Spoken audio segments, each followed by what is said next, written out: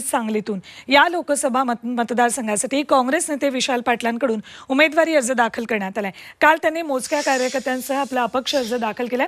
दरम्यान आज रॅली काढून जोरदार शक्ती प्रदर्शन करत काँग्रेस पक्षाचा दुसरा अर्ज दाखल करणार आहे। सांगली नगरीचे आराध्य दैवत गणरायाचे दर्शन घेऊन गणपती मंदिरापासून शहरातल्या प्रमुख मार्गावरून काँग्रेस कमिटीपर्यंत रॅली काढण्यात येईल। या रॅलीमध्ये जिल्ह्यातील काँग्रेस कार्यकर्ते मोठ्या संख्येने सहभागी होण्याची शक्यता आहे। तसंच विशाल पाटलांना पाठिंबा देण्यासाठी या रॅलीत भाजपचा राजीनामा दिलेले जतचे माजी आमदार विलासराव जगताप आणि कवठेमहांकाळचे शिवसेना नेते आणि माजी मंत्री अजितराव घोरपडे हे सुद्धा सहभागी होणार असल्याचं विशाल पाटील समर्थकांनी सांगितले।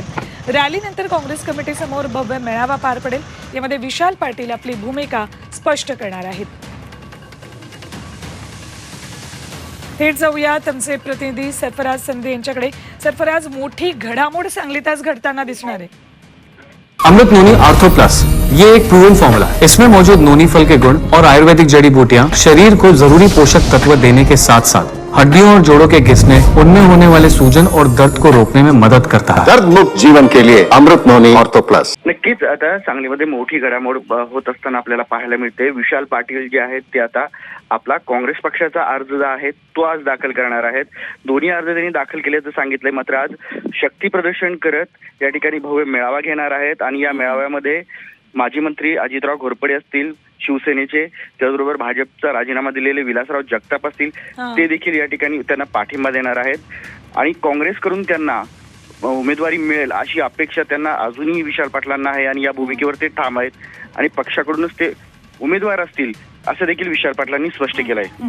ठीक, सरफराज, या सगळ्या घडामोडींवर लक्ष ठेवून राहा। तुर्तास धन्यवाद संपूर्ण माहितीसाठी। तर सांगलीतून विशाल पाटलांनी अखेर बंडखोरी केली आहे। आपला उमेदवारी अर्ज त्यांनी दाखल केलेला आहे।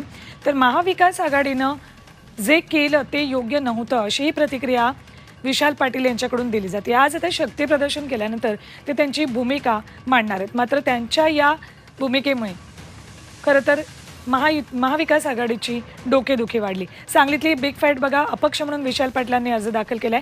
त्यांच्या समोर असेल महाविकास आघाडीचे चंद्रकांत पाटील आणि महायुतीचे संजय काका पाटील। तिरंगी लढत सांगलीत आपल्याला बघायला मिळेल।